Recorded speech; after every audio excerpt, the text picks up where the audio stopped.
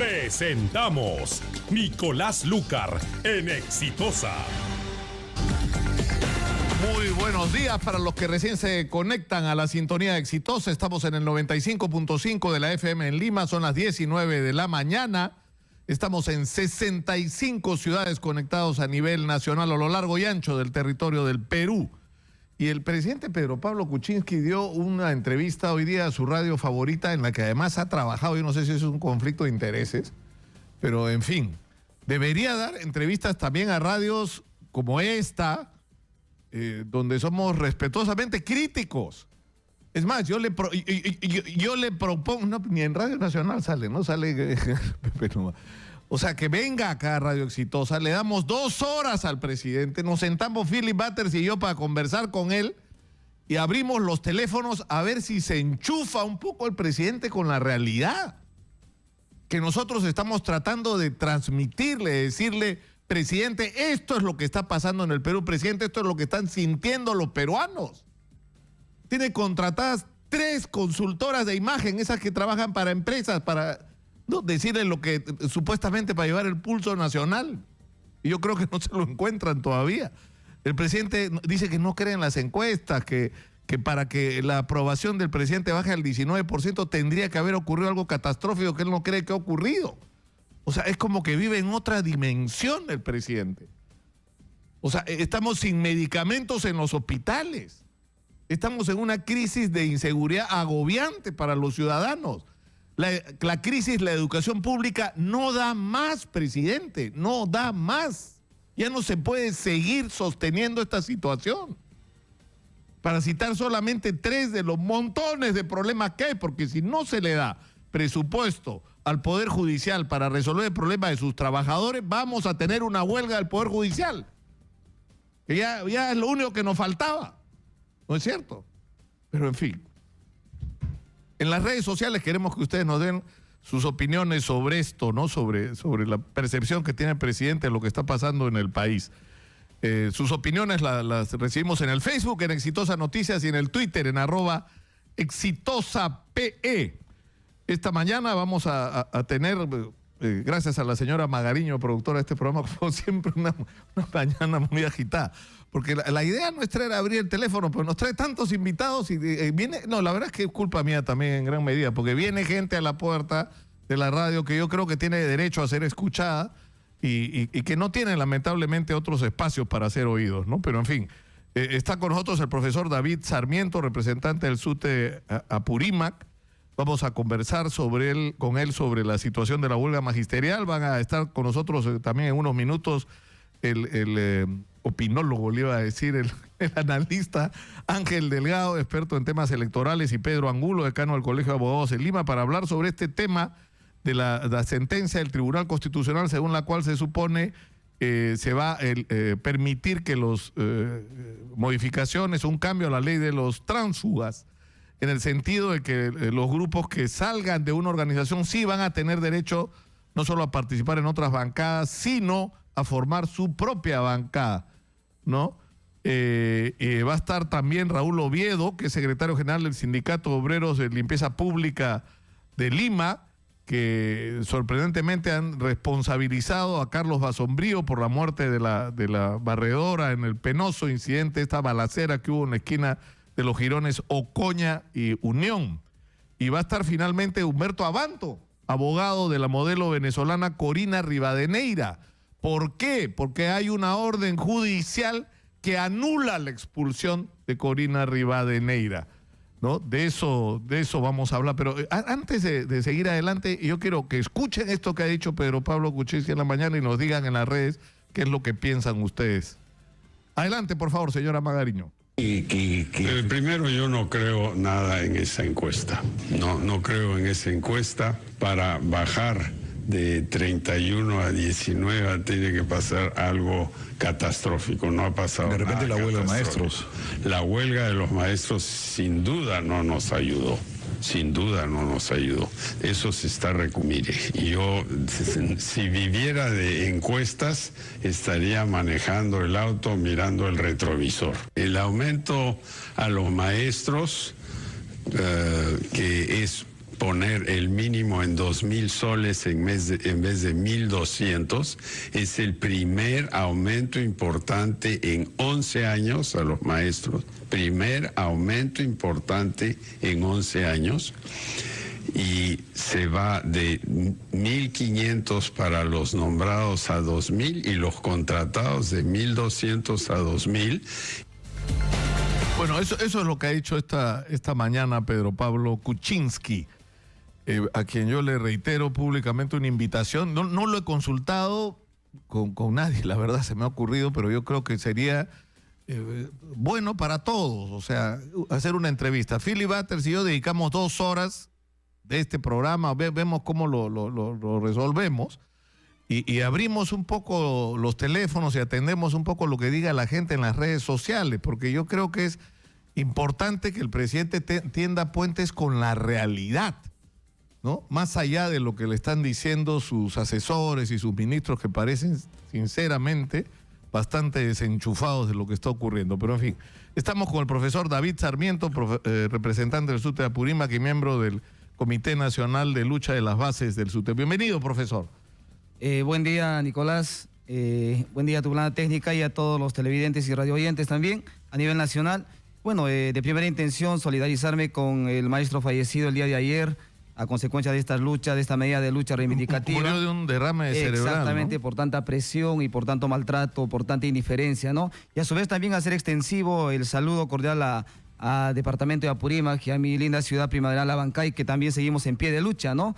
Y bueno, como ya es de saberse, nosotros seguimos en medida de lucha, no vamos a torcer el brazo, a pesar de que ya en los últimos días se ha visto de que no ven otra excusa, como lo que ayer escuchamos, para poder organizarnos, para seguir saliendo en una medida pacífica por las calles, puesto que la vía regular no funciona. Y bueno, ahora el pretexto ha sido ¿cuál? Que está en, ¿cómo se llama?, en tratamiento de aseo, si se quiere decir, la Plaza San Martín, ¿no? Nos han desalojado de ahí. En horas de la tarde hemos hecho una manifestación por el lado de San Isidro, nos hemos desplazado hacia el lado de la Plaza Bolognesi, también nos han reprimido en horas de la tarde, a eso de las 6, 7 de la noche, cuando estábamos de una forma muy tranquila, ¿no? Entonces aquí nos vamos dando cuenta de que sí o sí quieren deslegitimizar, quieren, si se quiere decir, seguir maltratando al maestro, seguir maltratando su dignidad de la forma más vil, si se quiere decir, ¿no? No estando en un estado de emergencia, nos han lanzado bombas lacrimógenas, sin perdón de Dios, se quiere decir, había niños, había ciudadanos en general, nada, o sea, a diestra y siniestra. Ahora, veamos primero, ¿cuál es la situación exacta de la huelga en este momento? Porque la ministra de Educación y el propio Pedro Pablo Kuczynski esta mañana lo que están diciendo es que la huelga, si no se ha acabado, está camino a acabarse. Y que son muy pocos los maestros que van quedando en huelga en el interior del país. ¿Cuál es la información que ustedes manejan? Mira, Nicolás, si bien es cierto, la ministra supuestamente ha sacado un decreto de urgencia, que es la 011, pero ese decreto está referido a qué? Justamente al acuerdo que se ha llegado.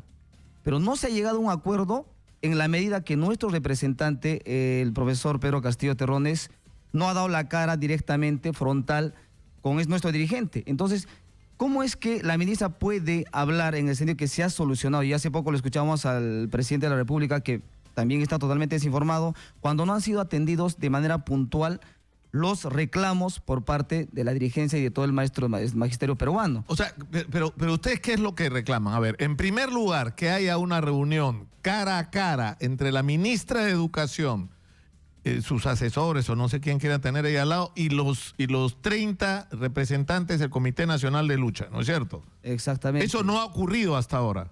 Pero te darás cuenta, durante el proceso de esta huelga hasta la fecha, la ministra nunca ha dado la cara. La ministra simplemente se ha escondido en su despacho y ha mandado intermediarios, una plana técnica. Cuando tú solucionas un problema, directamente tú das la cara. Entonces, ¿qué estamos viendo aquí? Seguimos viendo la intransigencia. Y es más ahora, tu persona misma lo ha dicho, ¿qué va a pasar? Nos están dividiendo por todo. O sea, ahora ya no nos podemos juntar, no podemos organizarnos, que estamos en un libre derecho. Estando en un estado de derecho donde hay democracia, no se nos puede tratar de esa manera. Si yo te digo, o sea, cualquier persona que salga en reclamo se le va a tratar de esa manera, ni a los delincuentes se les trata de esa manera. Los efectivos policiales están ahorita haciendo uso y abuso ¿de qué? De, ¿cómo se llama? De las bombas lacrimógenas que son nocivos, que atentan contra la integridad física, salud de las personas. Y no solamente aquí están involucrados los maestros, ya estamos viendo que la misma sociedad se incomoda, pero a consecuencia de aquí, de no haber sabido solucionar en su momento el problema. Ahora, pero ¿qué es lo que falta resolver? Digamos ya. Uno es una reunión formal con la ministra para establecer un vínculo directo con ella. En segundo lugar, resolver qué puntos. Mira, o sea, ¿qué debería ocurrir para que termine la huelga? ¿Qué debería ocurrir? Sentarse la ministra, dar la cara y escuchar al maestro, al dirigente nacional. Se ha visto que ni siquiera se ha demostrado con aquello que se ha satanizado, puntualmente. ¿Cuáles son sus demandas, maestro? Ya tenemos hecho este avance. Sobre ese avance que ha planteado el Minedu, volver a escuchar al dirigente nacional y poner en mesa aquellos 2, 3 puntos de manera específica. Nosotros entendemos... Claro, pero por ejemplo, ya no sería indispensable que se resuelvan inmediatamente esos puntos que pueden ser de controversia. O sea, existe la posibilidad de, establecido ese nivel formal de diálogo, decir, vamos a abrir a partir de ahora una mesa técnica para discutir, por ejemplo, el problema de cómo sería la evaluación, quién haría la evaluación, qué características Nicolás, tendría, ¿no es cierto? Efectivamente, mira, yo te digo, por ejemplo, cuando en el decreto 11 que ha sacado, no se habla del presupuesto al 6%. O sea, ¿de qué acuerdos hablamos cuando no son tajantes las cosas? Ahora, yo soy contratado. No se habla que al maestro se le va a dar escolaridad, que se le va a dar encargaturas de dirección. O sea, no habla de eso. Solamente ha hablado de ¿qué? De luto y sepelio, ha hablado de CTS, pero al menos no se me muere un familiar, pues. O sea, hablemos, ¿dónde estamos siendo más vulnerados? En bonos sociales, perdón, en derechos sociales, donde el contratado no accede. Ahora, ¿qué hemos pedido nosotros? Hemos pedido la derogatoria de la 30328. ¿Por qué? Porque es CAS prácticamente. Y es ahí donde nosotros somos vulnerados con respecto a los beneficios sociales. No accedemos a eso. Y yo vuelvo a insistir, el incremento supuesto que se ha dado de los 2.000 soles queda en nada para el contratado, en el contratado de 24 horas. Porque le aumentan la cantidad de horas de trabajo y al final sigue ganando. Exactamente, por sentido común. Pero ¿no? por eso yo digo, ya, para tratar de encontrar una solución, porque lo que más preocupa es que esta huelga no solamente los afecta a ustedes como maestros, afecta cuando hay las manifestaciones al resto de ciudadanos, sino está afectando sobre todo a los niños, ¿no es cierto? Entonces, ¿cuál sería el escenario para una solución de esta huelga o para encarrilar la solución a todos los problemas que están pendientes de resolverse en relación a la educación pública peruana?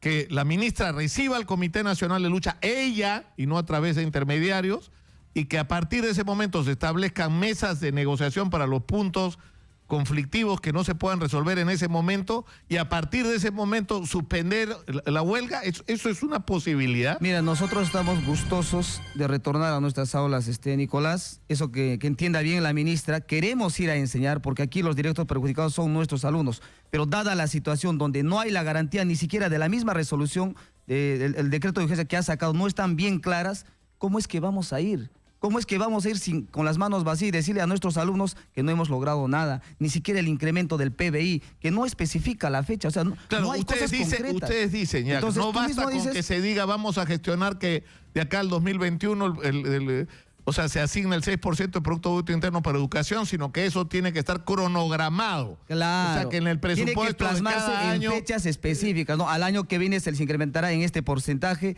el incremento también de sueldo. Al contratado se le dará escolaridad. Claro, pero digamos, algunos problemas se podrán resolver en la mesa, pero otros no, porque tiene otras implicancias. Tiene ¿no? que ser de manera progresiva. Entonces, sí es posible levantar la huelga en esas condiciones. ¿En manos de quién está? En la voluntad de la ministra. No está en manos de nosotros. Nosotros hemos dicho, ministra, siéntese a conversar con nuestros dirigentes. Y hasta ahora no vemos esa. Aquí lo que vemos, es la soberbia, el engreimiento. Yo diría, en el quechua de mi tierra, la ministra se está convirtiendo en una persona que cuando se actúa de esta manera maliciosa, despoticando al maestro, prácticamente arrebatándole hasta la dignidad del maestro, y ana alma. ¿Por qué? Porque tiene un alma negra, no tiene esa predisposición de poder sentarse y conversar. Ya, estos son los puntos, te puedo atender en estos puntos, pero como tu persona mismo ha dicho, de esta parte lo atiendo de manera progresiva, pero que se plasme en documento, que no simplemente salga como ha salido este decreto de urgencia, la 011, y que solamente es atendido hasta diciembre. Entonces las cosas no están claras. Claro, pero ellos dicen que no va a ser para diciembre, que es permanente, pero en todo caso ustedes... Pero eso no dice el documento. Yo aquí tengo el documento, no dice, no está plasmado de esa manera. No dice, por ejemplo, en qué etapa se va a dar cuando se trata del incremento de sueldo a 2021, ¿no es cierto? Sobre el sueldo a una OIT. Lo que me parece increíble es que en realidad no me parecen temas que no puedan ser razonablemente conversados y llegar a entendimientos. Como digo, algunos se podrán resolver de inmediatamente, otros que suponen complicaciones que implican otros sectores, se pueden establecer mesas técnicas para trabajar y ir llegando a conclusiones y a resultados, lo cual tendría un efecto extraordinario desde mi modesto punto de vista, porque yo creo que es imposible pretender una revolución en la educación peruana sin que en estas estén comprometidos y participando directamente los maestros, pero en fin. Claro. Y ahora hay maestros presos. Erika Rado está en el RIMAC, donde se ha trasladado a maestros detenidos y nos tiene información sobre lo que está pasando ahí. Erika, por favor, adelante. Gracias, buenos días. Información en vivo. Los 2 profesores detenidos ayer en el enfrentamiento entre docentes y la Policía Nacional en la Plaza San Martín se encuentran en la División de Asuntos Sociales en el RIMAC. Ha llegado también una docente que nos está dando más detalles acerca de la situación. Vamos a escucharla. No hemos podido nosotros ver, eso ya lo sabe el abogado, también él está teniendo las pruebas. Entonces está analizando también algunos videos que han sido tomados por diferentes medios y eso lo van a analizar. ¿Usted también es profesora? Su colega de trabajo. ¿De dónde son estos profesores? ¿De qué parte del interior? Uno es de San Martín de Pangoa y el otro es de Ancash. Ajá. ¿Usted también es de ese San lugar? Martín de Pangoa. ¿Qué se le ha comentado? ¿Cómo han sucedido los hechos del día de ayer por lo que fueron detenidos? Hasta donde pues, nosotros pudimos ver es que él quiso defender a un colega y fue de ahí el motivo. Al otro colega lo estaban deteniendo, ¿no? Solo deteniendo, pero al otro lo estaban deteniendo. No sabríamos decirle porque nosotros... ¿Perdón? ¿Quién de los 2 detenidos? De Diego Astopariona, es su colega de trabajo. ¿El profesor Diego agredió a un policía? ¿Cómo fue la...? La verdad es que nosotros no lo hemos visto. No lo hemos visto, sin embargo, el abogado y la fiscalía ya lo está viendo, analizando los videos y ellos determinarán, ¿no? ¿La defensa legal qué cosa ha dicho, profesora? O sea, el abogado, ¿ustedes qué les ha comentado? Sí, es probable que hoy día salga, porque no hay cosas graves que hayan sucedido, es probable que hoy día va a salir. Bien, han sido declaraciones entonces de una docente precisamente que ha llegado hasta los exteriores de la División de Asuntos Sociales aquí en el RIMAC. Informó Erika Rado, Exitosa Noticias. Muchas gracias, Erika. Estamos en los estudios de Radio Exitosa con el profesor David Sarmiento. Él es representante del SUTEP de Apurímac y él es miembro del Comité Nacional de Lucha de las Bases del SUTEP, que están en huelga y que estamos tratando de aterrizar esta, por decirlo de alguna manera, ¿no? O sea, ¿cuál es el camino inmediato para que se acabe la huelga? Usted ha dicho, profesor Sarmiento, que se produzca una reunión directa entre la ministra, o sea, que la ministra, ella, sin intermediarios, reciba a los dirigentes del Comité Nacional de Lucha y converse con ellos. Efectivamente, Nicolás, que aperture una vez más la mesa de diálogo, pero directa, no con intermediarios. Ahora, yo me pregunto, ¿no? Tanto habla ella de que ya se ha juntado. Ella siempre se dirige así, ¿no? Nos hemos juntado, hemos hablado. Pero qué tal caradura que es, discúlpeme que el término, pero qué tal caradura que es la ministra, si nunca ha tenido la pretensión de poder juntarse con un dirigente. Nunca ha tenido la pretensión de querer solucionar el problema. Pareciera que a la ministra, a los docentes de las escuelas públicas le apestamos. Por eso es que no ha dado la cara directamente. Yo me siento indignado, Nicolás. Yo me siento desprotegido, así como en la actualidad se están dando las cosas. Yo me siento vulnerado. No me siento en un país democrático. Más al contrario, me indigna la actitud de la señora ministra y del señor Carlos Basombrío de la forma como atenta contra nosotros. Cuando, mire, en una protesta justa, reivindicativa, nos estén agrediendo en una marcha pacífica con bombas lacrimógenas, ni siquiera disparando en forma abierta, sino directamente al cuerpo. Por eso tenemos lo que tenemos ahora, maestros, ya 5 muertos a consecuencia de esta huelga. ¿Qué más tenemos? Maestras lesionadas, maestras vulneradas en la parte más profunda de su ser, porque somos seres humanos que amamos, sentimos. Yo me pregunto, ¿la maestra tendrá un poquito de corazón, de alma, y se pondrá en el lugar? Ahora nos han descontado. ¿Qué vamos a llevar ahí? Yo digo, si hablamos de trabajo por resultados, que es la PPR, ¿no es cierto? ¿Qué trabajo bueno, positivo, con respecto a educación, se ha dado desde que ha entrado la ministra. Yo entiendo que el problema de educación no es de este año, es de años atrás, por el mismo hecho de haber estado en la postergación.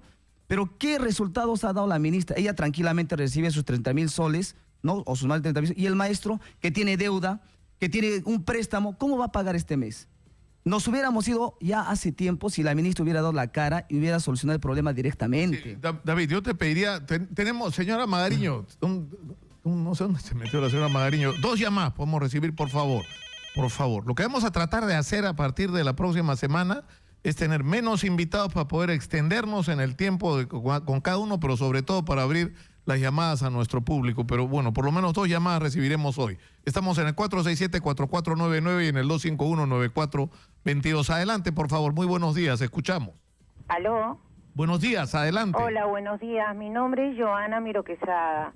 Adelante, Mira, Joana. Nicolás, ayer estaba en San Isidro trayendo a mis 2 hijos, uno del nido y otro de segundo de primaria, y veía que los profesores sin remordimiento y con la cara dura de tirarle piedras a la gente, parecían, no sé, no te imaginas, a mi hijo le cayó una piedra, ¿ya? O sea, no le importaban los niños. Mira, yo entiendo que ellos quieren su dinero, ya les han aumentado, a nadie le aumentan así, mira cuántos años han pasado, y ellos deberían estar agradecidos de tener 2.000 soles, ¿no? Pero no perjudicar a la gente. Todo el día están paseándose por las calles, ensuciando las calles. Deberían de tener noción. Ya se les aumentó. No les ha aumentado el APRA, no les ha aumentado Ollanta, no ningún gobierno. Ahora que les aumentan, quieren esto, quieren el otro. O sea, lo hacen ya por política. Mira, tú les das mucha cabida a estas personas. Están tirando el gobierno abajo. No me parece que deberíamos de estar en esta situación. Yo tengo hijos, también yo vivo. A mí me han votado un montón de veces de compañías y sin embargo he tenido que salirme. Mira, yo trabajé en Pandero, ¿ya? Y ellos robaron, asaltaron a Pandero los gerentes y a mí me sacaron sin robar y me tuve que ir porque ellos tienen dinero y yo no podía hacer nada con el ministerio. Ellos tenían las de ganar. Ahora yo digo, si el gobierno les está dando ya los 2.000, ¿para qué seguir? Y dale con la huelga. Y dale, claro, no, porque ahora quiero esto. No, porque ahora que... No, pues, así no son las cosas. Por eso tú le das mucha cabida, pero al gobierno te lo estás destruyendo. Y ayer a mi pobre hijo le ha caído un piedrón que se lo ha tirado uno de los bueno, profesores. Eso es serio, si es que ha ocurrido. Sí, Joana, muchas gracias por llamar. ¿Qué dice el profesor sobre ese incidente? Con el respeto que se merece la señora Joana, yo no para nada aplaudo y avalo acciones violentistas, pero en todo caso, quienes provocan esta situación de violencia son los mismos policías. Y seguramente, yo digo, Nicolás, cuando la policía ataca al maestro, el maestro no tiene con qué defenderse. Y a veces en la impotencia, porque hay mujeres, hay niños, ha habido madres de acá, maestras de Lima, que han ido con sus hijos y hijas. ¿Acaso ellos tienen algún respaldo, algún reparo, de frente a apuntar al niño o niña que está ahí? Entonces yo pienso que ahí había una equivocación y también ahí suelen haber infiltrados. ¿Para qué? Para desprestigiar esta huelga. Pero en todo caso, las disculpas a la señora... no solamente es la única perjudicada. Ahora, ella dice algo que repite mucha gente, ¿no es cierto? Que si ya les dieron los 2.000 soles de aumento, ¿por qué y en todo caso, aclararle a la señora Joana, no nos han aumentado el sueldo. Yo le digo, un poquito hay que ilustrarnos, hay que leer o hay que ver de manera... Y hay que ser muy específicos en el análisis y en lo que vertimos. Hay que informarnos sobre todo, ¿no? Esa es la información que maneja el Estado. Y como para eso, algunos medios de prensa, yo valoro la apertura que das, Nicolás, a toda tu plana técnica, que es el único medio que ha sabido llevar la noticia con respecto a la huelga de los maestros de manera transparente. Estamos perdiendo ese tipo de prensa. Ahora, decía, retomando la conversación de antes, entonces la ministra no se pone en el zapato del maestro. El maestro que tiene que viajar 3, 4 horas. El señor Basombrío, que tampoco se pone en el zapato del maestro, que tiene que estar aquí soportando las bombas lacrimógenas. No te miento, ayer en la avenida Arequipa, la cuadra 16, como si estuviéramos en Colombia y hubiese contratado Basombrío a esos matones en moto. De la moto en plena viada soltaban bombas lacrimógenas. ¿Eso es justo?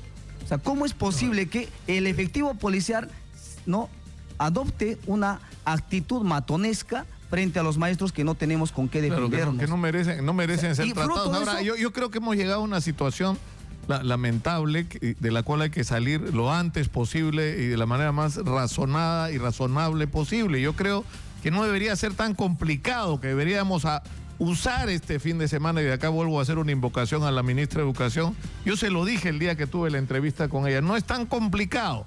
Se sienta la ministra, recibe a los 30 dirigentes, se escuchan unos a otros. Lo que se pueda resolver en ese momento se resuelve. Lo que no se pueda resolver se deja encargado a mesas técnicas y la huelga se levanta. Porque yo te lo he preguntado a 10 de los dirigentes del Comité Nacional de Lucha y me han dicho lo mismo. Mira, Nicolás, yo te digo, ahora el cuento ha sido el pretexto, ya que no nos han encontrado y no han podido encontrarnos relación alguna con el terrorismo. Quien ha rebrotado el terrorismo ha sido de manera irresponsable Carlos Basombrío.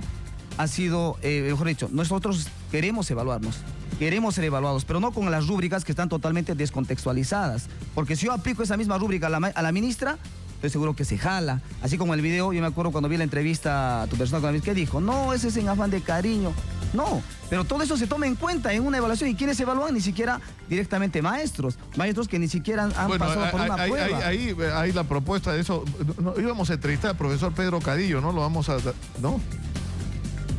Sí, pero está en Huaraz ahorita, pero el profesor Pedro Cadillo tenía una propuesta de que los 500 maestros que salgan Juan Cadillo, perdón, que salgan en primer lugar en las evaluaciones, sean encargados a su vez de monitorear el entrenamiento de los profesores a partir de su experiencia. ¿Con qué objetivo? Él decía, lo que necesitamos es levantar el nivel del magisterio. Claro, y aquí hay muchas cosas en común. Mira, Nicolás, cuando se trata de esas rúbricas, ¿cómo no tomamos en cuenta la parte alimenticia la parte psicológica, los conflictos sociales que ese niño soporta en su... Sí, de eso hemos hablado extensamente, ahí me quieren matar en la producción. Listo, no hay problema, muchas gracias al profesor David Sarmiento, y yo insisto en hacer esta invocación. Es posible resolver esto y rápido. Yo creo sinceramente que está en manos de la iniciativa de la ministra Marilú Martens. Espero que reflexione sobre este tema. Muchas gracias por estar con nosotros.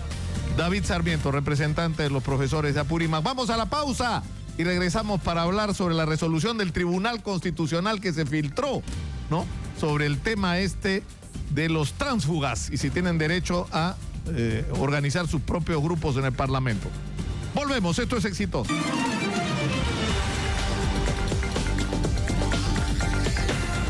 Soy Nicolás Lucar, son las 10:39 de la mañana, estamos en Radio Exitosa 95.5 de la FM en Lima, estamos en 65 ciudades, enlazados a lo ancho y largo del territorio nacional. Y esto es una mención de nuestro auspiciador.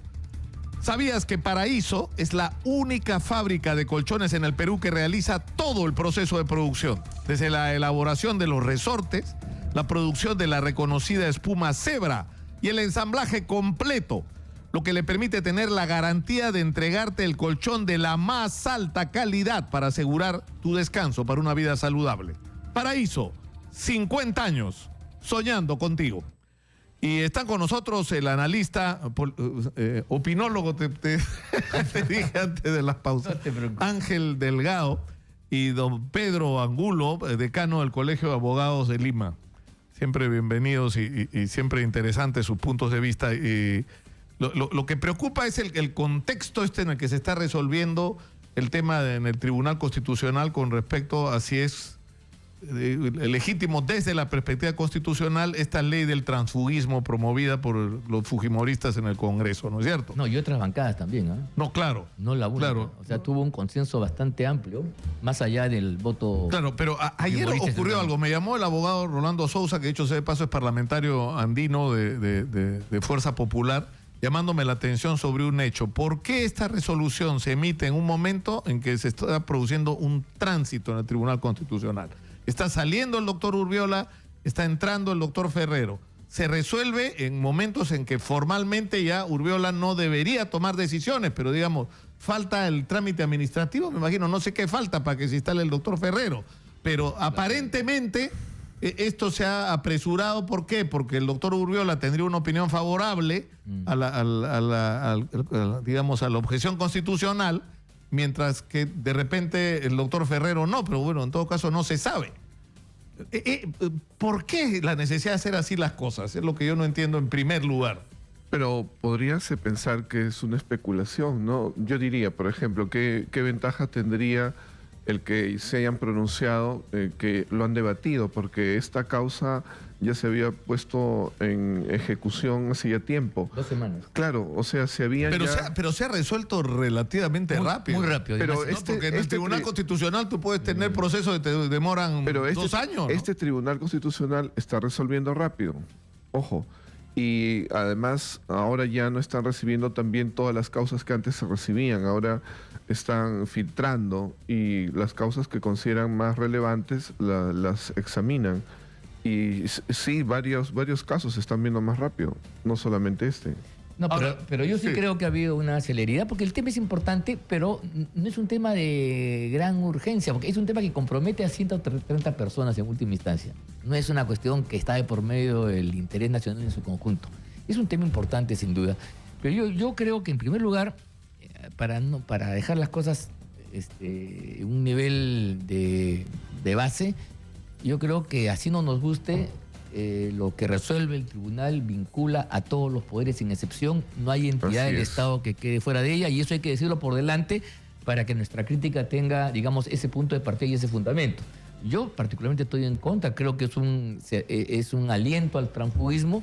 El Congreso había hecho un esfuerzo parcial para cortar esto que la opinión pública venía criticando, que los electores que votan en un sentido, al final sus representantes acaban en la bancada opuesta, y eso se ha dejado de lado. Pero eso no significa necesariamente que esto que se aprobó como ley sea la mejor manera de enfrentar el fenómeno del transfugismo, ¿no es cierto? O sea, porque además antes de eso, incluso, Ángel, se ha generado otra controversia, no solamente sobre esto que plantea Rolando Sousa, por qué resuelve el tribunal en un momento en que se está produciendo un cambio de miembro, sino en segundo lugar, ¿qué pasó? ¿Por qué se hizo pública la resolución? ¿No es cierto? Es algo que no debió ocurrir. O sea, ¿cómo un congresista tiene acceso a una resolución que todavía supuestamente no existe? ¿No es cierto? Debe de explicarlo. Definitivamente es Gilbert Violeta, ¿no? Tengo entendido. No, parece que había un interés en empujar la cosa. Yo hasta donde tengo entendido, yo soy abogado. Al final ha sido contraproducente, ¿no? Porque... No, yo sé, claro, pues, porque eso es una cosa que la conoces, pero parece que había desesperación. Yo tengo conocimiento, yo litigio en el Tribunal Constitucional, y entonces conozco un poco las cosas, conozco a los amigos que están ahí, y tengo la impresión de que sí, pues ha habido cierta precipitación, y ante la venida del nuevo miembro del tribunal han presionado, inclusive Urriola, que no estaba tan convencido, al final termina votando, haciendo 5 para que se declare la inconstitucionalidad de esta norma legal, ¿no? Ahora, la inconstitucionalidad la consideran en el sentido de que el artículo 37 del reglamento vulnera el derecho de asociación, es lo que están diciendo, ¿no es cierto? A ver, yo recuerdo que más o menos hace 2 semanas ya César Hildebrand estaba sacando, más o menos especulando cómo estaban los votos a este tema. O sea que tampoco es que ya ha sido de un día para otro, ¿no? Pero yo diría, es un tema de convicciones, ¿no? Un tema de principios. Yo sí creo que se exageró, ¿no? Porque todos, creo, estábamos imbuidos de que no debía de darse lo que se dio en la época de Vladimiro Montesinos, que se compraba congresistas, ¿no? Pero ya decir que no pueden participar, por ejemplo, esta congresista Donaire, que para mí ella principistamente ha examinado los temas de la reforma electoral y que no ha tenido más bien repercusión ni eco en toda su bancada, y a la larga ya ha salido.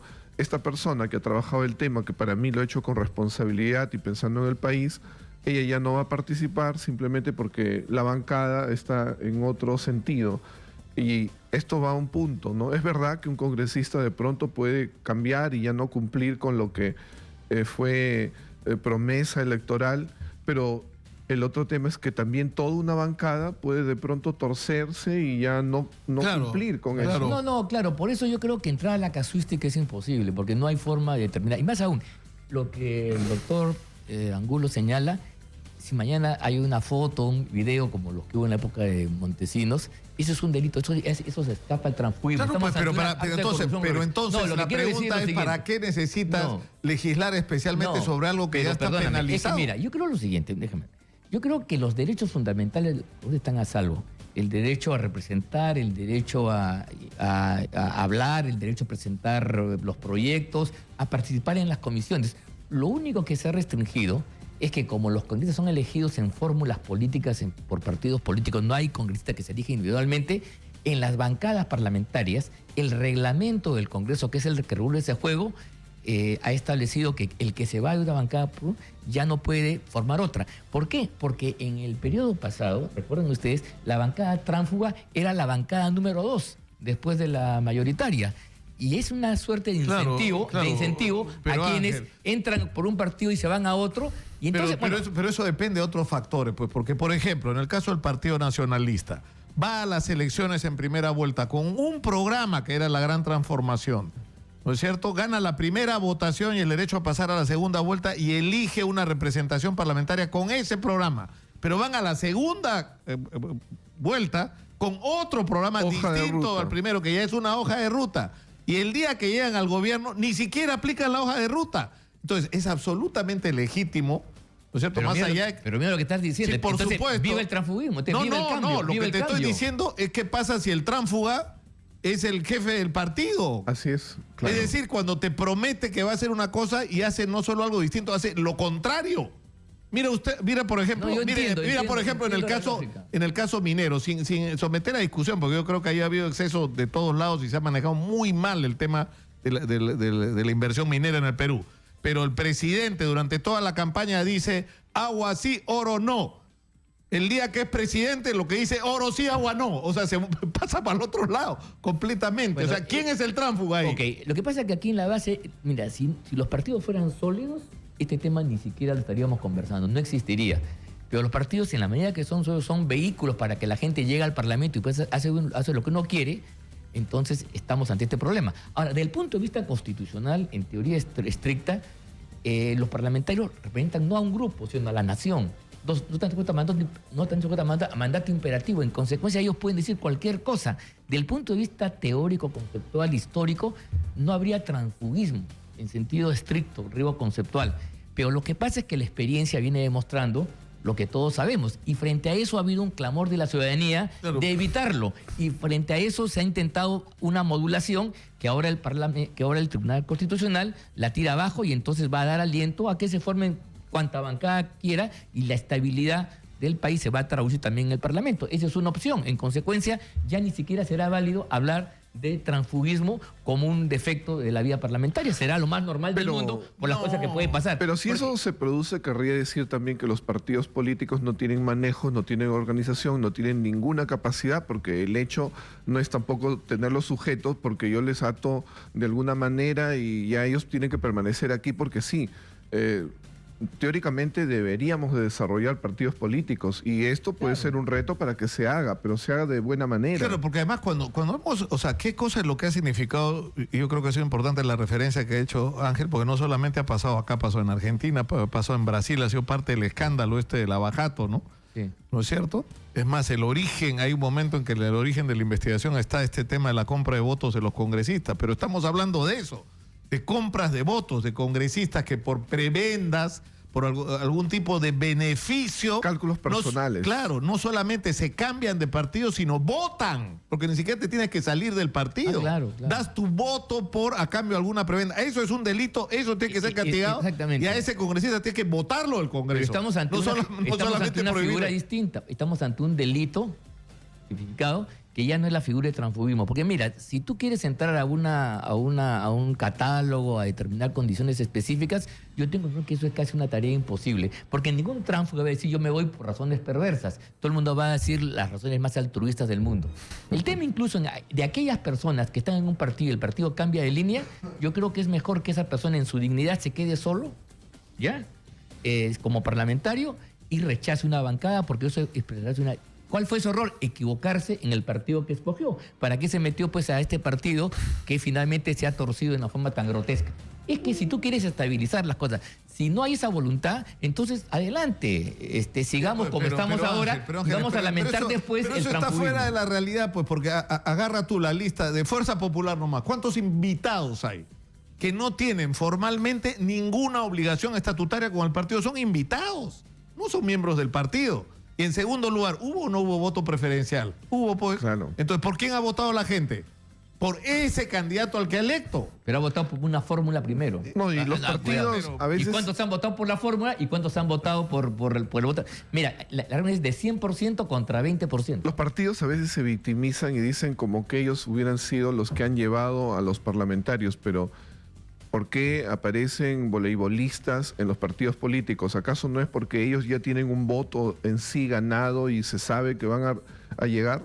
Y no se tiene que hacer sus ideas. O sea, la gente, hay personas que se identifican con determinadas personas. Los partidos las utilizan. Bueno, entonces, no, está bien. Mira, yo inclusive, repito, he dicho una cosa más. Conceptualmente hablando, si tú te remontas a los orígenes del parlamentarismo moderno, la idea de tránsfuga no existe.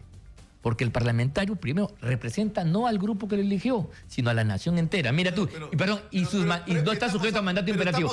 En consecuencia no hay tránsfuga. Entonces, no regulemos el transfugismo. No, pues, pero estamos hablando de cosas... El transfugismo pasa piola, no hay transfugismo. Ya, pues, pero estamos hablando de cosas diferentes. Estamos hablando de aquellos que por una prebenda, por dinero, por lo que fuera, no solamente se salen del partido. Pues? ¿Cómo sabes eso? Porque lo investigas, porque se puede determinar.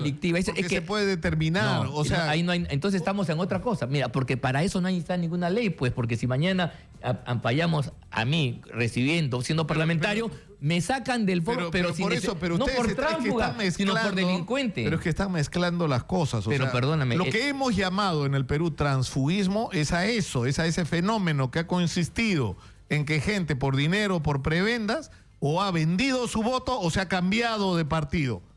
Eso es lo que ha ocurrido en el Perú y que no debería ocurrir más y que está penado por la ley, además. Bueno, eso es un delito. Entonces no deberíamos ir más allá. Claro, mira, pero otra cosa que tiene que ver con la inmadurez de los partidos políticos, con la incompetencia de nuestros políticos, con lo mentirosos que son nuestros políticos, que se lanzan a las elecciones con un programa y a los 6 meses ya se olvidaron de cuál era el programa. Es más, hacen lo contrario. Lo contrario. Entonces, en ese contexto, ¿cómo no te va a ocurrir porque la gente se vaya? Claro, por supuesto. Mira, en otros países donde hay partidos sólidos, no hay transfugismo, y si hay es un caso extremo y por un debate gigantesco. En realidad, esto tiene que ver con la debilidad, con la fractura de los partidos, con inexistencia de partidos políticos. Por eso es importante la reforma electoral, por eso es que tendrían que darse, digamos, los temas de transparencia, que existan cuentas donde llega el dinero que se dona a los partidos, democracia interna, porque la credibilidad de los partidos políticos está a cero. Por eso es que en las regiones hay candidatos propios. La gente, yo he conversado con gente que ellos dicen, no, al final tenemos que negociar las alianzas porque si no, no nos dejan ningún espacio, aquí no hay ningún cambio. Esa es la falta de credibilidad de los partidos políticos y por eso la reforma electoral es sumamente importante. Es verdad. Pero lo que no se entiende es por qué se convirtió en una urgencia vital así, ¿no es cierto? De vida o muerte, poner este tema primero antes que hacer lo que dice el doctor Pedro Angulo, comenzar por la discusión. A ver, yo te digo, porque había una demanda que venía de atrás que ya nos hemos olvidado, contra el transfugismo. Porque el tránsfuga no es aquel que solamente lo ampallan pues recibiendo dinero, sino aquel que por conveniencia cambia porque el viento está por aquí y porque va a recibir un mayor beneficio, una mejor estabilidad estando en otro partido, habiendo recibido el voto de unos electores que votaron por determinado programa y que han sido finalmente estafados. Eso es el tema. Ahora, si ese tema no se considera fundamental, porque hay otros elementos. Entonces, enhorabuena, pero es que tú estás hablando, eso. Tú te contradices, porque tú estás hablando de partidos políticos que en el Perú son clubes electorales, que existen cuando hay elecciones y por lo general desaparecen cuando no hay elecciones. Que a la hora que hay elecciones, o sea, meten de invitados a aquel que tenga influencia y que puede ganar votación en los sectores. Es más, en muchos casos, y eso es algo que nunca se ha investigado a profundidad y debería hacerse, cobran por los lugares, también, ¿no es cierto? Y hay el mecanismo del voto preferencial. Entonces, estás tratando de aplicar una legislación que podrías aplicar en un país donde existen partidos institucionalizados. Al contrario. ¿No? Y estás poniendo eso antes de enfrentar la realidad de que hay que transformar los partidos. Los partidos institucionales son los que no tienen transfugismo. Mira tú, el APRA no ha tenido un problema de transfugismo. Y el fujimorismo en el periodo anterior, sin que hubiera este tipo de barreras, no perdió un solo militante.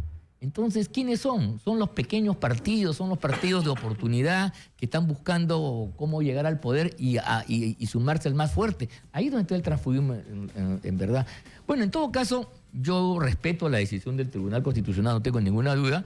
Me parece equivocada porque pone punto final, no sé si habrá otra reforma más adelante, a que este tema que fastidiaba mucho a la opinión pública del transfugismo porque el voto ciudadano se veía traicionado, bueno, simplemente hoy día tiene carta de legitimidad. ¿Qué va a pasar? Estamos con Ángel Delgado, analista político, y Pedro Angulo de Carlos del Colegio de Abogados de Lima. ¿Cuál es la consecuencia práctica que esto va a tener de inmediato en el Congreso? Hay 11 congresistas que ellos no pueden conformar bancada, ahora van a poder conformar una bancada. Los que se fueron del Frente Amplio, en primer lugar.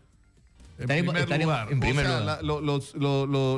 Digamos, Nuevo Perú, que es la agrupación ligada a Verónica Mendoza, va a tener su propia bancada. Como tema de participación, a mí sí me parece importante, en la medida que ahí, digamos, cuál es el tema. No sé si es un tema de egoísmo, de personalismo, o un tema ideológico, que no parece serlo, pero de todas maneras, esa participación yo creo que parece valiosa. Y merece que se participe como bancada. Bueno, ese es primera. El otro es que se agrupen. Mira, si estamos siguiendo un poco lo que sigue la política, parece ser que los que se van a romper primero son los del partido de gobierno. Entonces ya tendrán pues oportunidad. Uno pensaba que la ruptura iba a ser primero de los albertistas de Fuerza Popular, eso ¿no? es más difícil. Quien es primera fuerza en el Parlamento, quien sabe que está por ahí, no rompe. ¿Y rompen a dónde? Saltan al vacío. Va a haber la ruptura entre el Ku Klux Klan y los cholos, digamos. Más o menos. En Peruanos por el Cambio. Con lo cual yo no sé si eso ayuda al país porque eso le va a fragilizar más la estructura. La ruptura entre que ya es bien débil. Pitucos y cholos, digamos, esa va a ser la ruptura. No sería bueno, sería un mal ejemplo que la bancada del gobierno se rompa, ¿no? Al margen de las discrepancias que pueden existir entre ellos, supongo que primará la madurez y ellos han sido elegidos, tienen una responsabilidad de gobierno y definitivamente tienen que hacer el trabajo de apoyo a ese gobierno. No lo podrían dejar pues solo con una oposición. Por alguna razón, Gilberto Ureta ha sido el que ha presentado la ley, ha sacado un proyecto que todavía no había sido colgado. Tan entusiasta porque salga por eso pues, yo creo que estamos jugando en función de intereses particulares, nos olvidamos del conjunto. Yo coincido con ustedes en que el tema de fondo es el tema partidario. Pero eso es lo que necesitas. Es verdad, eso es el tema de fondo. Porque, repito, donde hay buenos partidos sólidos, ni siquiera es necesario este tema, porque no existe, no hay tránsfugas. ¿Tú te acuerdas de los buenos partidos de nuestra época? Eso no había tránsfuga, pues muy difícil. Y si habían diferencias, habían rupturas. Eran otras cosas. Mira, el APRA tuvo una de las rupturas que fue el movimiento de izquierda revolucionario con De la Puente Uceda. Y luego Tausen Escurra. Y luego Tausen Escurra, que fue la otra. Esos dos grandes momentos de ruptura que ha tenido el APRA. Eso pasa, pero no es lo que lo estamos nosotros llamando. Y el PPC ha generado como 5 partidos, creo, ¿no? O 4, ¿no? Así es, efectivamente. Yo lo que veo es que esto es una suerte. Ahora, además, otra cosa, perdón, me olvidaba. ¿De qué estamos hablando? ¿Qué va a cambiar? No solamente los que se van ahora a su bancada van a tener oficina, secretaria, teléfono, carro y otras goyorías más. Porque de eso se trata en última instancia, porque siguen siendo parlamentarios, pueden hablar, presentar proyectos de ley, participar en comisiones. Lo que no podían, digamos, es tener una oficina como van a tener ahora con su carro, su secretaria, su persona de seguridad y demás. Eso es lo que en última instancia eso va se a tener traduce. Un costo. No, es lo de menos el costo. Lo que quiero decir, la gran pelea de principio se reduce finalmente a cosas materiales. Bueno, pues aunque parezca mentira. Sería penoso que fuera. Pero qué cosa, pues así. Eso es lo real. Ese es el cambio. Tú preguntabas, ¿en qué cambia? En que estos señores, por ejemplo, de Nuevo Perú, ¿no? Así se llaman, van a tener la oficina, el carro, el teléfono, la seguridad, el papel, en fin, la oficina que no tenían antes. Roberto Vieira va a tener la posibilidad de realizar su sueño de tener una bancada donde esté Patricia Donaire, Jenny Vilcatoma y Kenji Fujimori. ¿Ah? Sus seguidores dentro de Fuerza Popular. ¿Ah? Que no es imposible, ¿ah? Pero la idea es que participen, ¿no? O sea, que se vea su mano, se vea su responsabilidad, su visión, la idea que tienen del Perú. Estamos cerca de los 200 años Y la realidad es que habría que aportar algo para esto que se viene, ¿no? Por supuesto. Lo que hay que hacer es promover, no es fujimorista, me dice. Dice Ángel Delgado es fujimorista. No, para nada, yo al contrario. Parece, dice la... ¿Por qué? Perdón, esto lo ha defendido también el APRA, lo ha defendido Arana, lo ha defendido... Bueno, Arana lo ha defendido porque no quiere. O sea, yo no sé por qué te pone un mote, eso está loco. No, esto no es así. Mira, este es un intento de que las formaciones políticas que se venden y ofrecen en la campaña electoral se mantengan y los candidatos que ganaron con esa representación mantengan su promesa de estar los 5 años afiliados a ese partido. Ahora, si eso ya no es así y ahora pueden romper filas en cualquier momento, bueno, esa es la condición del país. Pero eso tiene que ir de la mano también con que los partidos existan realmente y no solo cuando hay elecciones. No, por supuesto. Y que los partidos tengan programas que ofrezcan al país y que cuando llegan al gobierno los cumplan. O sea, ¿no te has dado cuenta cómo? O sea, recuerda, mira, no hablemos de Ollanta, habla de Fujimori. En su primer gobierno, toda la campaña de Fujimori fue contra el shock. Y lo que hizo cuando estuvo en el gobierno claro, no es algo diferente a lo que había prometido. Hizo lo contrario, hizo el shock. Bueno, y casi todos los presidentes no han cumplido sus promesas. No, y además...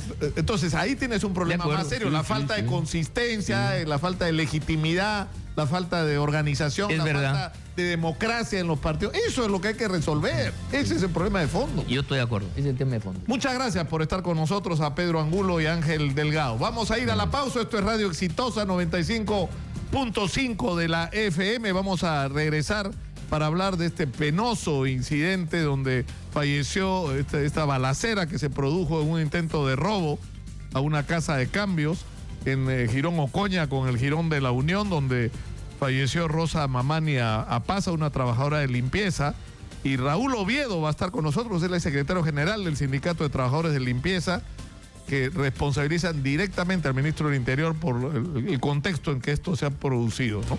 Regresamos con esto y con más. Esto es Exitosa 95.5 de la FM. Regresamos. Y Judy nos tiene ya o todavía no. En un ratito Judy nos tiene lo que está diciendo la gente en las redes sociales.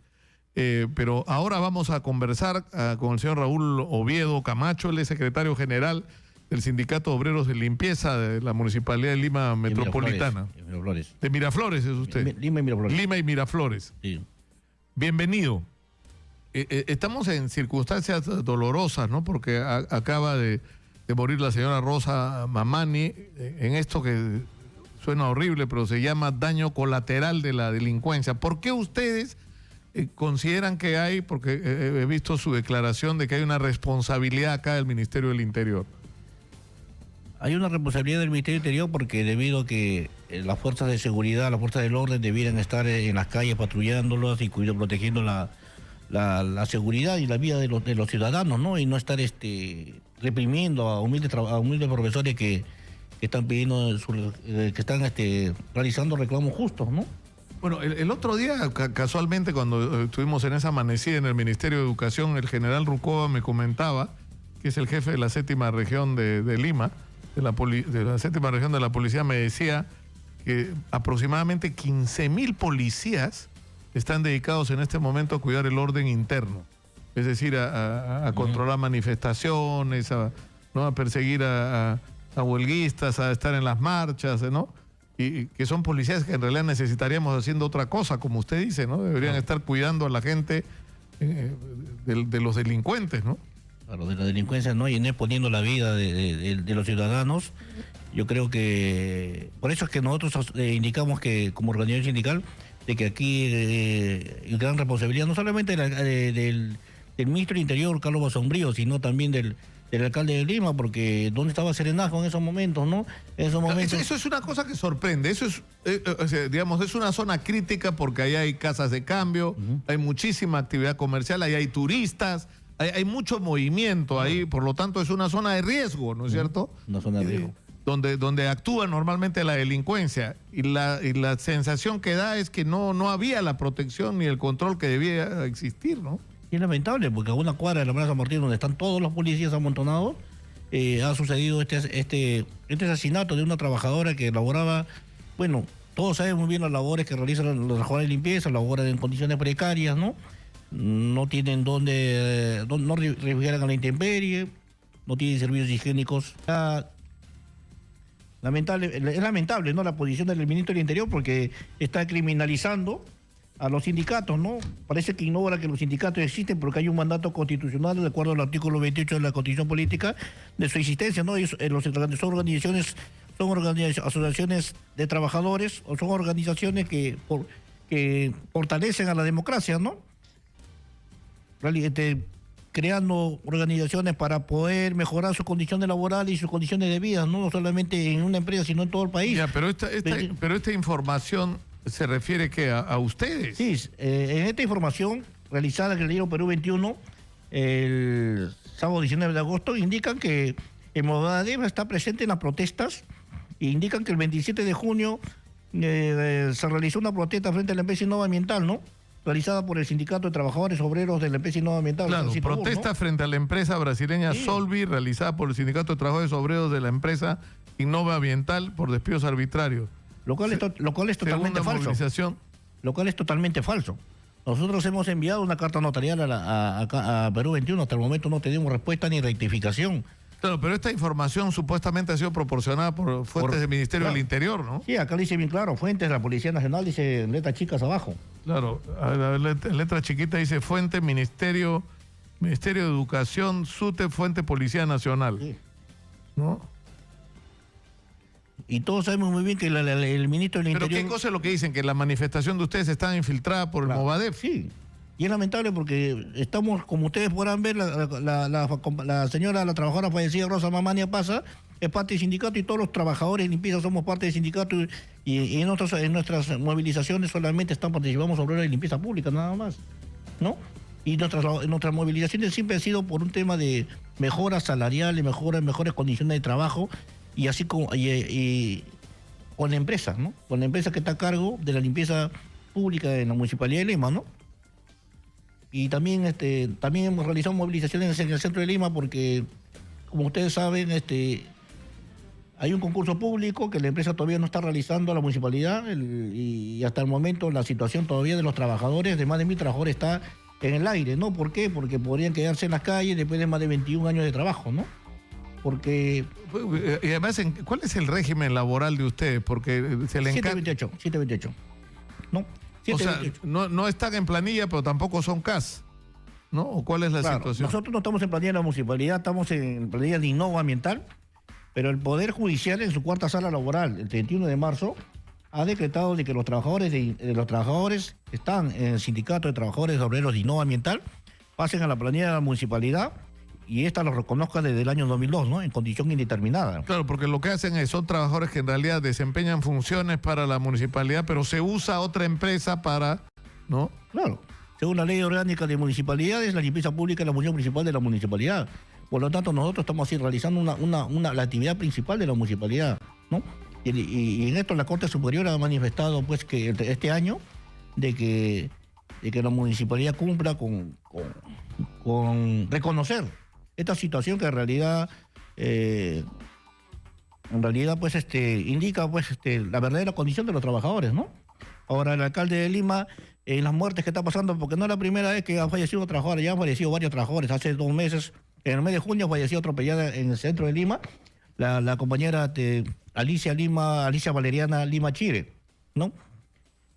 Ha fallecido atropellada y sin embargo el alcalde de Lima no se pronuncia al respecto sobre estas muertes, no hay ese sentimiento por los trabajadores que están ahí. Sin embargo, cuando ellos realizan operativos y ponen en sus páginas web de Twitter o Facebook, bien claro, usan la imagen de los obreros de limpieza pública indicando que la Municipalidad de Lima está limpiando esto, que está haciendo esto, y sin embargo, cuando se trata de estas tragedias, la Municipalidad de Lima se hace un costado y dice no son mis trabajadoras, como hace poco lo ha manifestado el gerente de Seguridad Ciudadana, ¿no? Pero sin embargo que hay no son de la municipalidad, son trabajadores privados. Sí, digamos, son privados, dice ella. Ellos dicen son privados. Pero cuando está utilizando esta imagen y los trabajadores ponen en sus redes sociales la municipalidad y dicen, sí, la municipalidad está haciendo esto. Bueno, qué situación. Yo le agradezco muchísimo al señor Raúl Oviedo Camacho por estar con nosotros hoy y por la información que nos ha pues, qué increíble esto, ¿no? O sea, son 1000 y tantos trabajadores que han trabajado, ¿no?, años para la municipalidad y resulta que formalmente no son de la municipalidad. Claro, normalmente hasta el momento se está utilizando la tercerización para evadir responsabilidades con los trabajadores que realizan las funciones de labores de limpieza pública, ¿no? Y que están expuestos en verano, usted sabe el calor excesivo que hay, la radiación solar alta, ¿no? Están expuestos al calor excesivo, están expuestos en invierno a la lluvia, y así trabajamos.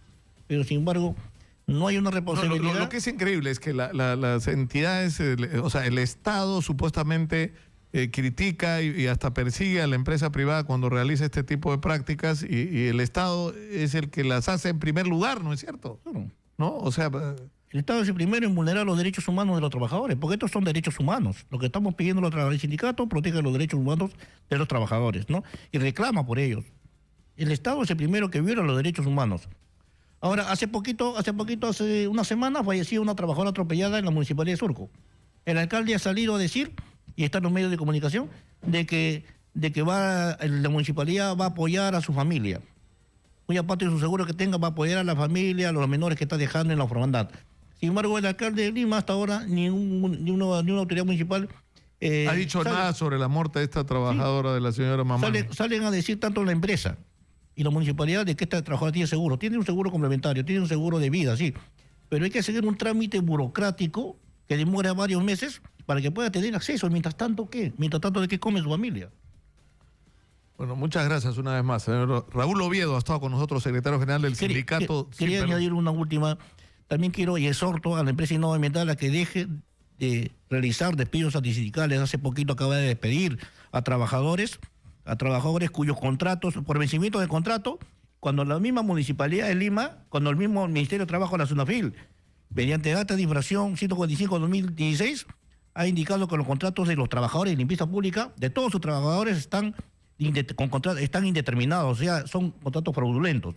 Hace poco salió la resolución de Subintendencia 190/2017 de SUNAFIL, que también ratifica que los trabajadores que ahorita está despidiendo a la empresa son trabajadores con contrato indeterminado y estables. Pero lamentablemente la empresa no está cumpliendo con las resoluciones de la autoridad de trabajo. Muchas gracias una vez más. Muchas gracias, Nicolás, por estar con nosotros y por todo lo que nos ha contado el secretario general del Sindicato de Trabajadores de Limpieza de Lima y Miraflores. Y ahora sí, nos vamos con Judy Rodríguez a ver qué está pasando en las redes sociales. Judy, cuéntanos cuáles son las reacciones de la gente frente a lo que ha dicho Pedro Pablo Kuczynski sobre que no cree en las encuestas y que para bajar al 19% de popularidad tendría que haber ocurrido una catástrofe que no ha ocurrido, por lo menos él no se ha enterado. Bueno, la crisis que hay en el sector educación creo que ha causado pues estragos muy fuertes en su aprobación, ¿no? Y eso no lo puede negar. Lo primero es ser autocrítico y creo que eso le falta al gobierno, ¿no es verdad? Claro, porque se han juntado, ¿no? O sea, es cierto, ha habido lo del fenómeno del niño costero que es una catástrofe, ¿no? Pero digamos, la economía, la percepción, y no solamente de la gente de a pie, sino de los propios empresarios, es que está parada, que no está ocurriendo lo que debería ocurrir, pero ha tenido una situación catastrófica usando sus palabras. Sus propias palabras en salud, porque es catastrófico que durante meses no haya medicamentos en los hospitales, no haya reactivos, es decir, que durante meses no se le haya pagado a médicos, a trabajadores que han sido contratados para eso, ¿no? O sea, ha habido gente que ha estado meses sin sueldo. ¿Cómo no va a ser catastrófico? Y que tengas una huelga de maestros... De más de 70 días, de casi 70 días. Eso es catastrófico. Bueno, por lo menos creo que a los dos nos parece, ¿no, Judy? Pero cuéntanos, ¿qué dice la gente? ¿Qué le parece a nuestros seguidores en las redes sociales? PPK dice que no pasó nada, dice aquí no pasa nada, que su aprobación pues baja al 19%. ¿Qué opinan nuestros seguidores? Alex nos dice, ¿en qué país vive PPK? Se pregunta, ¿no le han dicho que es presidente del Perú? ¿Sigue sin darse cuenta o lo senil le impide ver la realidad? Mal PPK. Mal, nos dice Alex. Por otro lado, Denis dice, en su gobierno no pasa nada, de nada. ¿Qué opina? A ver, Julio Guaroto nos dice, están dando un golpe de estado sindical al SUTEP oficial. En ese afán estiran la huelga al máximo perjudicando a los niños. Se refiere a la catástrofe de la huelga de los maestros que no han sabido manejar en el gobierno. Por otro lado, ¿qué opina A ver, Carmen Salvador dice, su gobierno está generando una catástrofe de 8,8 grados en la escala de Richter. Nos dice, es que él da las palabras, pues, para que todos puedan opinar. Él nos da las herramientas. Catástrofe, dice. Por otro lado, ¿qué opina? A ver, Foster Espinosa nos envía una fotografía con el expresidente Alejandro Toledo, con Fernando Zavala y Kuczynski, ¿no? En aquellos tiempos, este bachiller Zavala, dice, es cómplice. Testaferro lo ha calificado, ojo, el señor Espinosa, de Toledo y PPK. Pronto se sabrá la verdad y nos envía acá una foto, pues, al parecer en un avión, en un viaje seguramente al interior del país. Por otro lado, ¿qué opina Milena? Nos dice, sí, puede que tenga razón, no es catastrófico que una huelga haya durado más de 60 días y que niños pierdan el año. Exageraciones delirantes, menciona. Por otro lado, Giancarlo, ¿qué dice? ¿No podrá el canciller Luna ofrecerle a PPK una embajada en Mónaco o Luxemburgo? Porque acá no se da cuenta de nada, menciona. Uy, tenemos un montón de comentarios. Nicolás, te comento otro. A ver. ¿Qué opina Alberto Palomino? Dice, PPK vive en un mundo paralelo, no hay otra explicación. Michelle Ariza nos dice, lo catastrófico, utilizando las palabras del presidente, es que los maestros que no quieren evaluación llamen a Exitosa, dice la radio El Magisterio. Eso dice mucho de la radio. Bueno, hay para elegir. Está para sintonizar, cambiar, como el control para cambiar de canal. No se molesta, Yuri. Pero está bien, la gente, o sea, hay diferentes percepciones de lo que está pasando, ¿no es cierto? Pero incluso de lo que estamos haciendo. Critican el medio, pero no a lo mejor y el mensaje y el sentir de la población o el sentir del presidente, ¿no? Califican el medio, ¿no? Por otro lado, ¿qué opina Rosario Fajardo? Dice, no puedo creer que sea normal, debe haber algo oculto en este señor persiguiendo, dice, pero para el pueblo él no gobierna o él no gobierna, me imagino que quisiera decir Rosario. Son algunos de los comentarios, Nicolás. Yo te puedo leer un sinfín de comentarios que nos envían acá en nuestras redes sociales y es el sentir de la población y por ello no vamos a descalificar ninguno, ni tampoco hay que descalificar al medio, ¿no? Que recibe las opiniones de nuestros seguidores. Claro, además la intención nuestra, que debería ser lo natural, ¿no? En relación a situaciones como lo de la huelga magisterial, es tratar de servir de puentes, de escucharnos, ¿no? Porque lamentablemente lo que ocurre muchas veces con los medios es que son como altavoces de la versión oficial de lo que está pasando, ¿no? O sea, hay protestas mineras, entonces, hay un conflicto minero, entonces son terroristas antimineros, ¿no? La chapa que se le pone a la gente que sale a protestar y en muchos casos, si no en la mayoría, los reclamos son legítimos y podrían resolverse dialogando razonablemente, ¿no? Que es además, fíjate tú, Judy, lo que ha ocurrido, si tú te pones a revisar la historia de los conflictos sociales, te vas a dar cuenta que después de que hayan muerto 2, 3, 4 personas, han resuelto lo que la gente que estaba protestando había pedido desde el comienzo. O sea, que te hubieras ahorrado, ¿no? Las incomodidades, las huelgas, los bloqueos de carretera y los muertos, y el dinero y el uso de policías y todo lo demás, si te hubieras sentado en la mesa desde el comienzo a escuchar a la gente. A escuchar a la gente, que es lo que nos falta, ¿no? Efectivamente, Nicolás, y además en esta plataforma tenemos diversas opiniones, ¿no?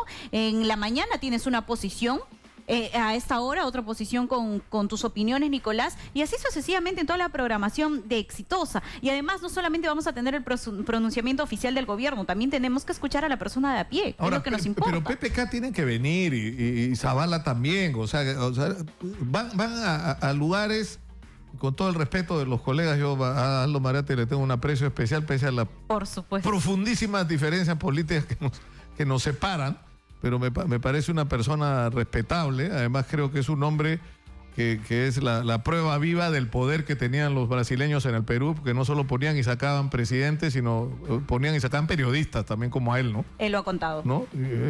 Yo creo que él fue uno de los primeros en hablar de este tema del poder de Odebrecht, de OAS y de las constructoras brasileñas y la manera como estaban interfiriendo en la vida nacional, ¿no? Pero yo creo sinceramente que el presidente y el presidente del Consejo de Ministros tienen que enfrentar a la prensa que los critica, porque si te critican es por alguna razón, porque algún referente tienen de lo que está diciendo la gente, sobre todo una emisora como Exitosa, que tiene tanta cercanía con la gente, que abre los espacios para escuchar a la gente, ¿no? Y que además, siendo tan técnicos, yo creo que podrían explicar muy bien acá todas las preguntas que como radio, de alguna forma, que se opone a algunas medidas que está tomando el gobierno, dejaría un buen sentir a la población, ¿no? No, se defiende y me explica. Y lo hace en términos que la gente lo puede entender, y eso creo que es lo que le falta al gobierno. Sí, puedo decir, y respetuosamente, ¿no? Respetuosamente. Ahora, la situación está complicada, y a mí me preocupa sinceramente, Judy, que lo que el presidente ha mostrado en la mañana es una desconexión con lo que está pasando en el país. Y yo creo que eso es peligroso, y eso habla mal de quienes le están hablando a la oreja al presidente. O sea, el presidente, espero que sea así, ¿no? No está informado sobre lo que está ocurriendo en el país que gobierna. O pretende poner paños fríos, pero yo creo que la autocrítica a veces es mejor. Yo no sé, sinceramente. Muchas gracias, Judy. A ti, Nicolás. Muchas gracias. Esto es lo que dice la gente en las redes sociales. Sofía Gallegos está, ¿dónde? En el RIMAC, siguen los profesores detenidos. Ahí vamos a ver qué pasa. Adelante, Sofía, por favor. Gracias, Nicolás. Así es, información en vivo. A estas horas de la mañana ya se acaba de proceder con el traslado de los dos maestros detenidos, Eder Ramos Serna y Diego Astor Pariona, luego de que la Procuraduría del Ministerio del Interior pida 8 años de cárcel por haber agredido a los policías. Esto sucedió justamente el día de ayer. Justamente los policías han indicado que ellos recibieron patadas y que fueron golpeados por la espalda por parte de estos docentes al momento de querer ingresar a la Plaza San Martín. Como recordamos, esta fue cercado. Vamos a comenzar rápidamente con la hermana de uno de los docentes, quien se encuentra en estos momentos ya en la fiscalía. Señora, ¿cómo está? Usted es hermana del docente Eder Ramos. Sí es. Coméntanos un poco, ¿usted cómo califica esta acción? ¿Cree que es injusticia? Es injusticia. Por supuesto que es injusto. Mi hermano mide 1,60. El policía que le han agredido tiene 1,80 m. Es robusto. Imagínate, él tiene su casco, tiene su vara, tiene todo. Mi hermano no tenía nada. Y dicen que le ha agredido. Pero ¿cómo calificamos en todo caso estos golpes? Por eso es un abuso que está... ¿Qué le ha dicho su hermana en todo caso? ¿Por qué reacciona así ante la autoridad? Él no le ha dicho nada. Él simplemente le pone la mano. Y eso que se ve en el video, que le pone la mano. Y supuestamente esa mano es porque le está golpeando. Le pone que para decirle que no le grabe. Nada más. Y después le jalan entre varios y le han golpeado. Mi hermano está herido, está con la rodilla herida, el médico legista lo ha visto. Ahora, usted sabe que se está solicitando 8 años de prisión para ambos. Ni que fuera él algún delincuente para que le quieran dar 8 años de cárcel. Que vayan a atrapar a los delincuentes, a eso sí, le atrapan y al día siguiente le dan libertad. Él solamente, yo también soy maestra, estábamos protestando solamente, reclamando nuestros derechos, nada más. Muchísimas gracias, señora, por conversar con Red Exitosa. Nicolás, te acabo de comentar que en los exteriores de la Fiscalía hay una buena cantidad de docentes quienes están acá justamente presentes, y ellos califican de manera muy injusta la acción que en estos momentos se está realizando en contra de los dos docentes, quienes ya se encuentran a disposición por detención preliminar. Así que nosotros vamos a estar acá presentes y vamos a estar retornando con mayor detalle. Adelante en estudios. Muchas gracias, Sofía. Nosotros nos vamos a la pausa, regresamos con más. Esto es Exitosa 95.5 de la FM. Volvemos.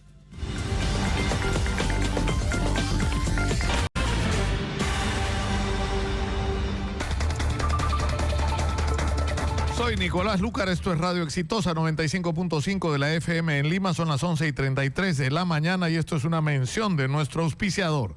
¿Sabías que el Royal Dynasty de Paraíso brinda el máximo nivel de comodidad generado por exclusivas capas de espuma viscoelástica que proporcionan la sensación de gravedad cero, reduciendo los puntos de presión en el cuerpo durante el descanso?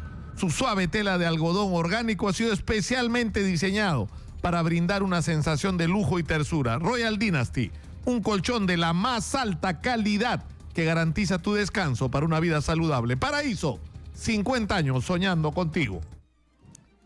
Erika Rado está en San Borja. Cuéntanos, Erika, ¿qué está pasando ahí? ¿Qué tal, Nicolás? Muy buenas tardes. Información en vivo. 2 delincuentes fueron detenidos tras una tenaz balacera en la cuadra 19 de la avenida Canadá en San Borja. Se trata de los sujetos identificados como Carlos Pineda Advíncula y Antonio Zulca Díaz.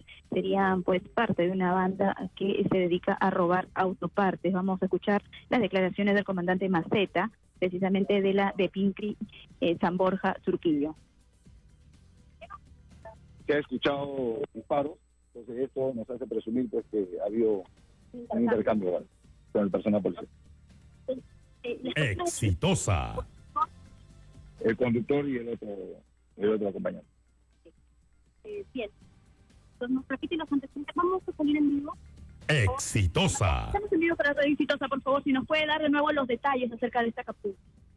Como le dije, la Policía Nacional, en forma conjunta con el Serenazgo, especialmente la División de Emergencia de Lima, ¿no? El Escuadrón de Emergencia Sur 1, los Halcones y el Serenazgo en conjunto han logrado esta intervención de 2 personas que se dedican al robo de autopartes en esta jurisdicción de San Borja.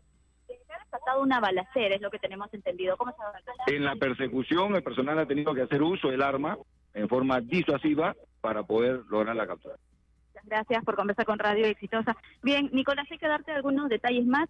Según lo que nos ha informado también el Serenazgo de San Borja, es que a estos sujetos se les capta robando las autopartes de un vehículo plateado,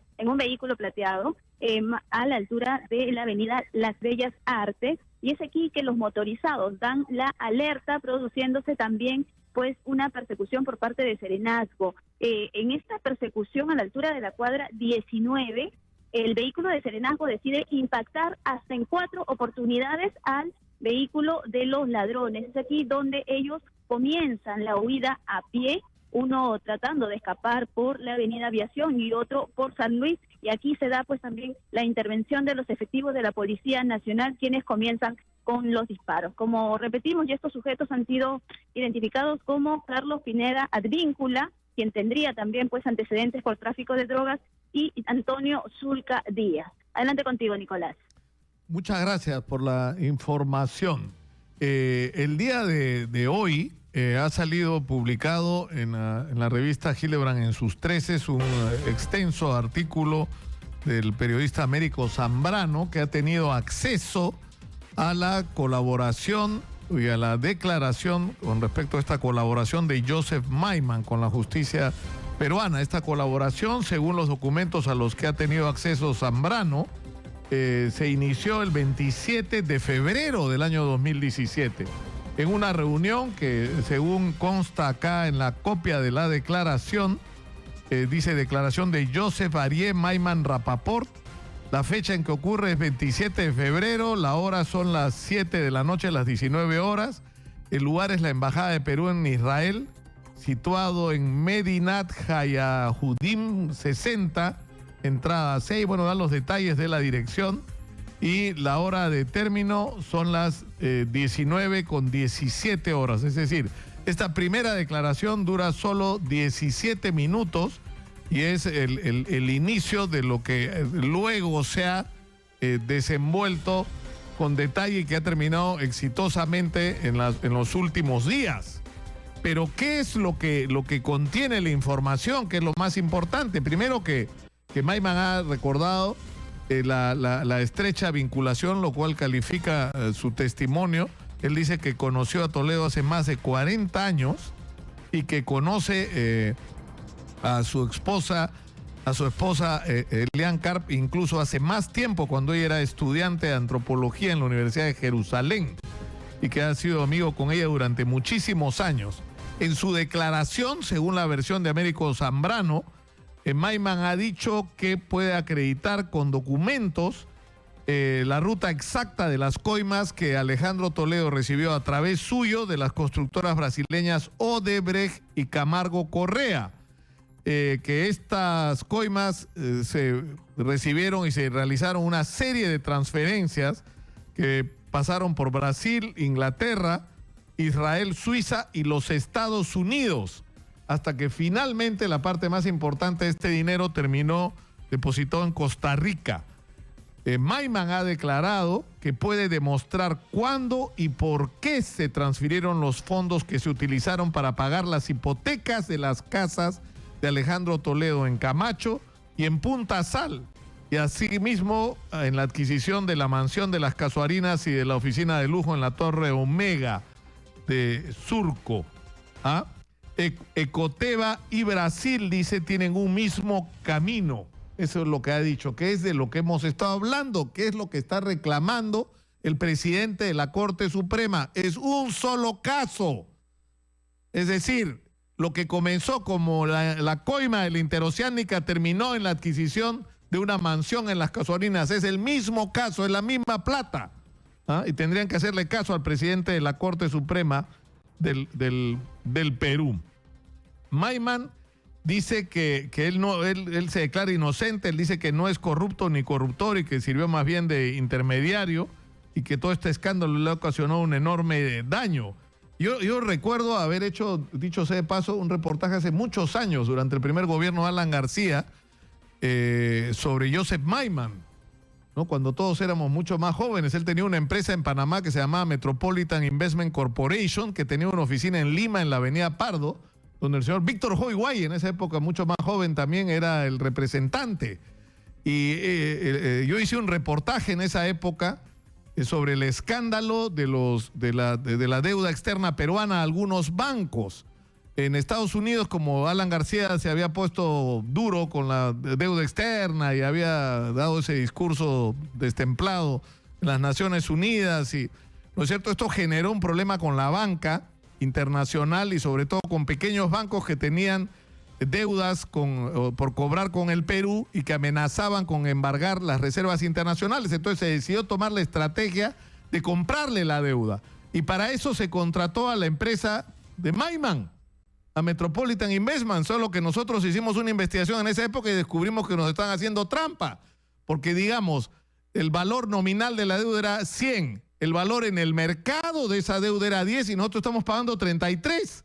Es decir, alguien se quedaba con 23 en el camino, que era una comisión simplemente gigantesca. Es decir, pagaba 10, te quedaba con 23, ¿no?, de ganancia. Y por supuesto ahí hubo presunción de corrupción, terminó como en muchos otros casos en nada.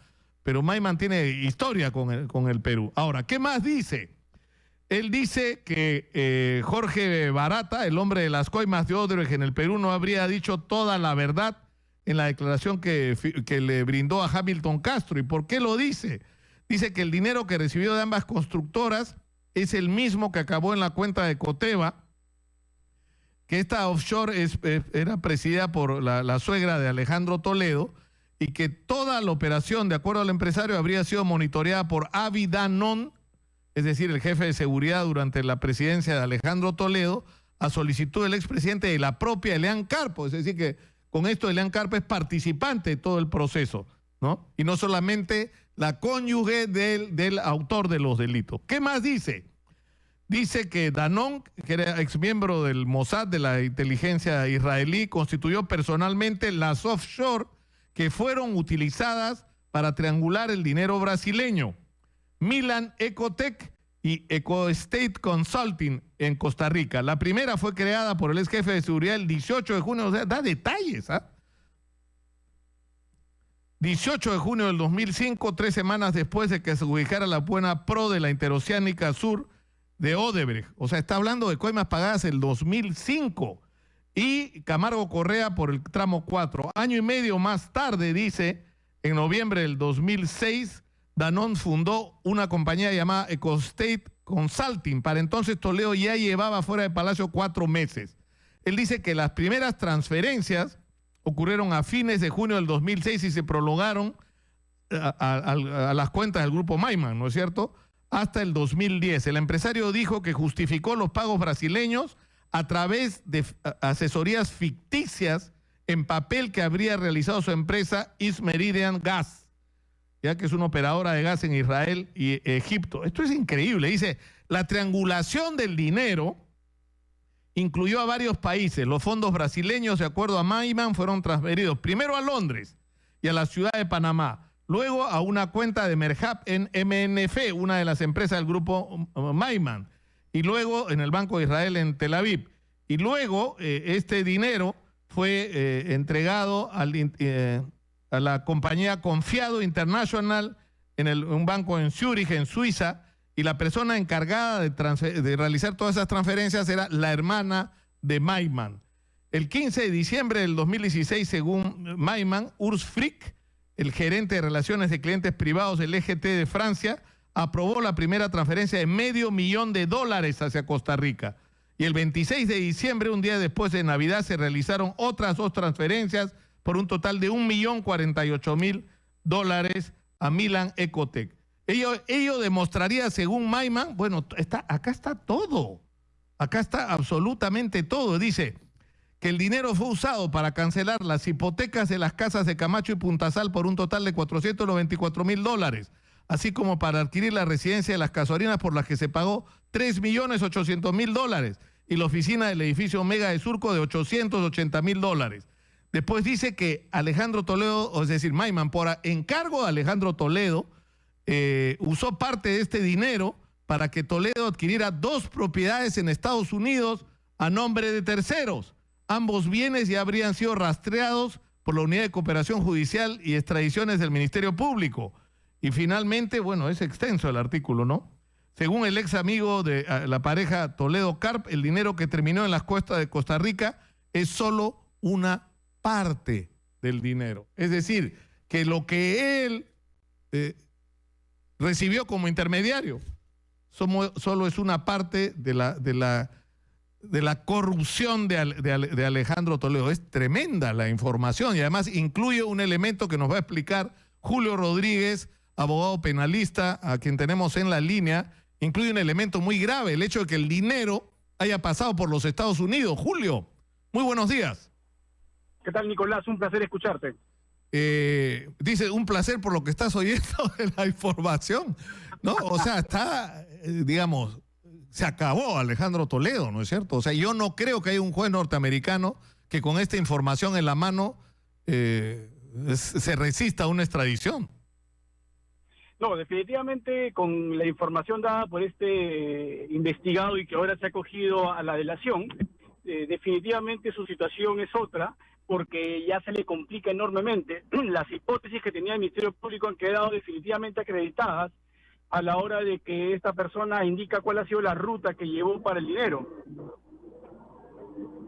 Claro, y está dando detalles muy precisos, con lo cual se completa el círculo, ¿no es cierto? No basta la declaración del colaborador, tiene que acreditar sus dichos. Eso se ha producido ya en este caso.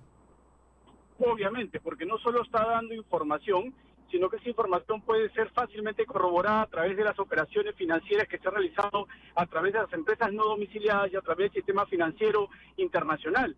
Y como tú bien sabes, y lo acabas de mencionar, la situación se complica más porque al haber pasado el dinero por la jurisdicción de los Estados Unidos, lo que usualmente se hace a través de los bancos de Nueva York, esto permitiría que el Distrito Sur de Nueva York eventualmente también inicie una investigación de lavado de activos contra el expresidente, y ahí sí definitivamente su situación se complicaría, porque de celebrarse un juicio en los Estados Unidos, esto podría desencadenar 2 situaciones bastante paradigmáticas. La primera es que eventualmente la extradición podría quedar suspendida, ¿no es cierto?, a resultas del proceso que se le podría abrir en territorio norteamericano. Y si en territorio norteamericano se le aplica una pena puntualmente por los actos delictivos, esto generaría que hasta que no cumpla esa pena en los Estados Unidos, tal vez no podría ser remitido a la justicia peruana.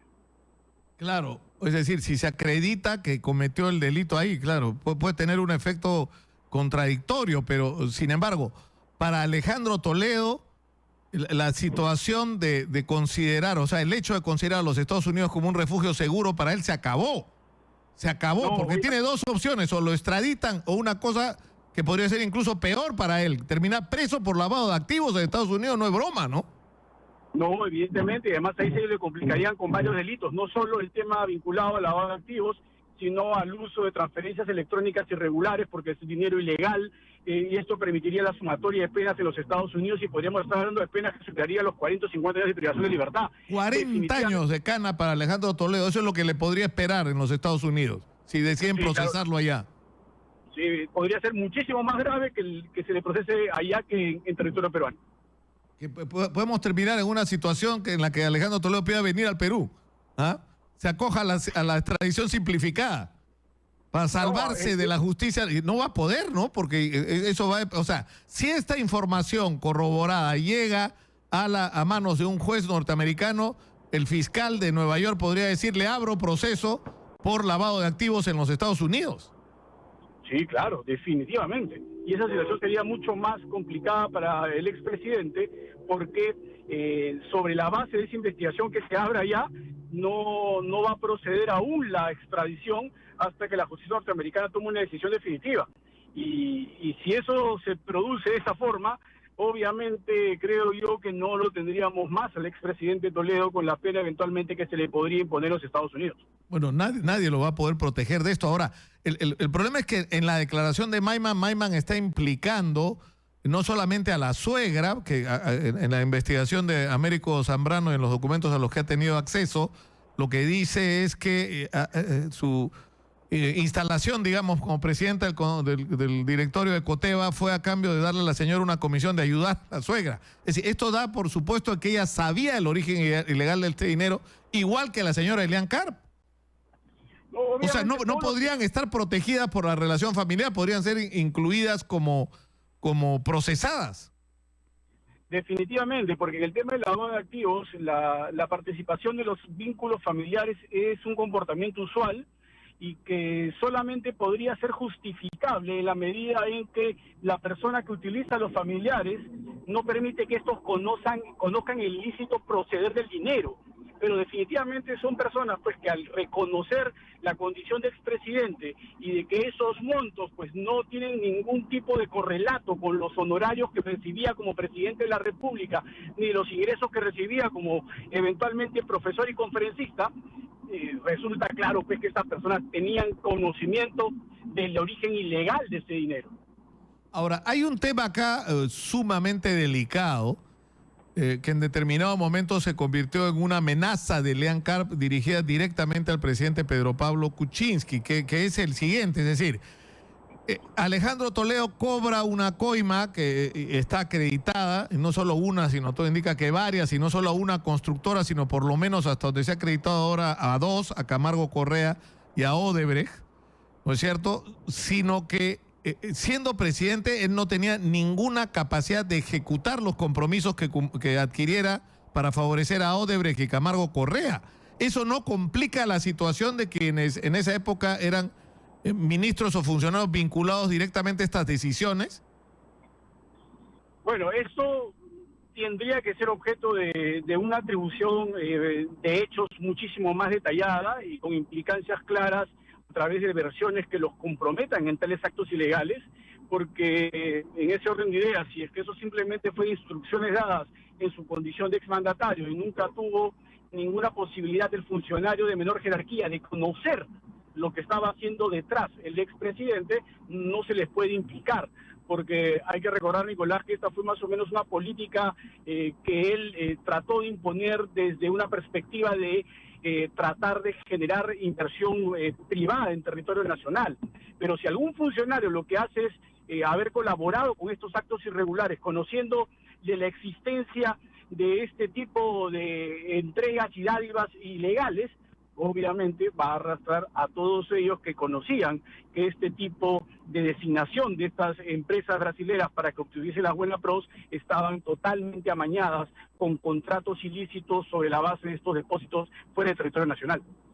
Claro, ahora hay un asunto adicional acá que tiene que ver con, bueno, no directamente con la confesión de la parte que le toca a Alejandro Toledo, sino con el otro aspecto, es decir, en la confesión de Odebrecht y en las declaraciones que ha dado Barata se dice que el pago de las comisiones no eran hechas exclusivamente por las brasileñas, sino que estas comisiones ilegales eran compartidas con los consorciados.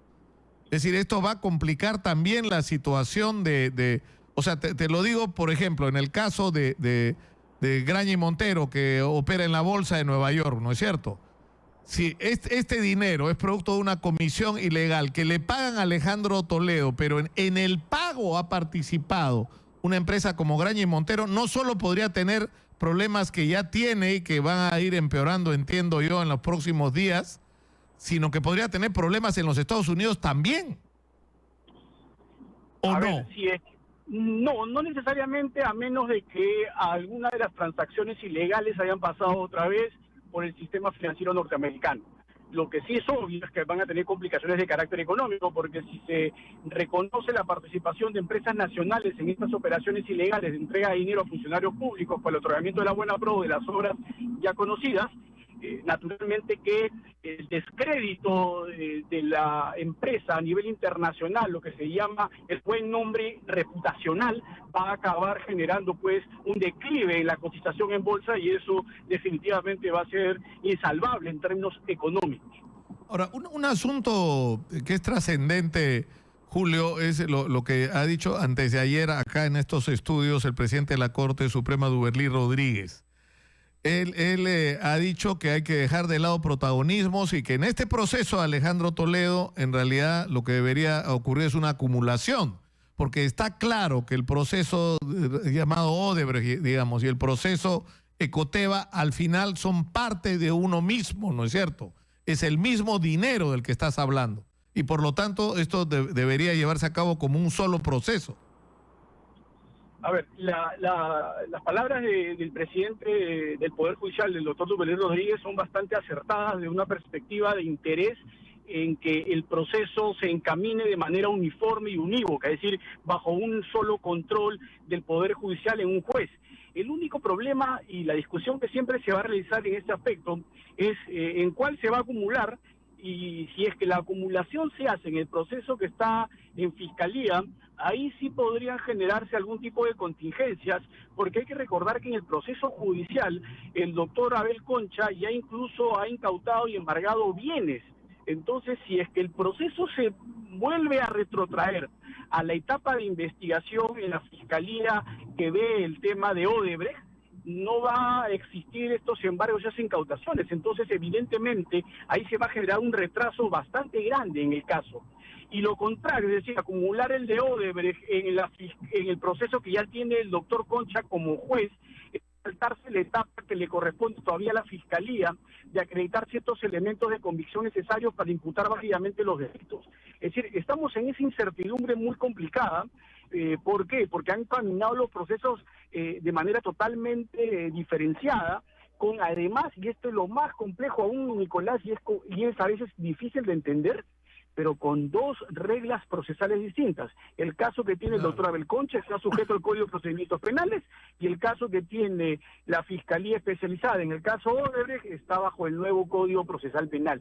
Es decir, en buena cuenta, es un arroz con mango bien complicado de poder separar, y si se hace va a tener que generarse a través de algún tipo de acuerdos, no solo entre el Poder Judicial y el Ministerio Público, sino incluso van a tener que haber algunas aceptaciones de la defensa de que se produzca esta acumulación, porque tendrían pues con todo derecho, si es que se hace una u en otro caso, a reclamar algunas vulneraciones al derecho de defensa que se podrían estar afectando. Claro, el que ha celebrado el que no se acumulen los procesos es Heriberto Benítez, porque él tiene la teoría de que si tú llegas a Estados Unidos, como estamos llegando, con dos solicitudes diferentes de extradición, en dos procesos distintos, por el mismo dinero, ¿no es cierto?, esto se va a caer en los Estados Unidos. Es decir, las autoridades norteamericanas no van a aceptar que una persona sea acusada o sea procesada dos veces por un dinero que tiene, o sea, que es parte de un mismo proceso, ¿no?, de un mismo circuito, ¿o no? Yo creo que no es del todo cierto. Yo creo que el caso Ecoteva es un caso por sí solo bastante sólido. Es un caso muy sólido porque tiene todos los elementos necesarios para poder generar la absoluta certeza de que el dinero que se ha utilizado, que provino de esas cuentas de las empresas no domiciliadas en Costa Rica, son dinero que no tiene ningún tipo de justificación, y hay una presunción razonable de que provengan de actos delictivos. El día de hoy esa presunción razonable que exige el delito de lavado de activos ya no es presunción razonable, sino que es una acreditación absoluta. Y la declaración de Maiman podría ser utilizada en ambos casos. Por lo tanto, con la declaración de Maiman ya se solidifica no solo el proceso que tiene la Fiscalía Especializada en el caso de Odebrecht, sino que obviamente contribuye en abundar elementos de convicción absolutamente ciertos, responsabilidad en el caso de Ecoteva. Claro, y en el caso de Ecoteva sería ¿qué? Corrupción, y en el caso de Ecoteva, lavado de activos, digamos. Así es, pero hay que recordar, Nicolás, que en el caso de Coteva, según lo que aparentemente va dando a conocer Maiman, el dinero entrado a esas cuentas no tiene una única fuente, es decir, no estamos hablando solamente que este dinero provino de Odebrecht, sino que también habría provenido de otras empresas brasileras. Entonces, claro, no se trata estricto del mismo dinero, que es lo que trataba de utilizar la defensa de Toledo para desacreditar la investigación que se estaría realizando en ambas instituciones de nuestra justicia. Muchas gracias a Julio Rodríguez, abogado penalista, por atendernos. Muy gentil como siempre, Julio.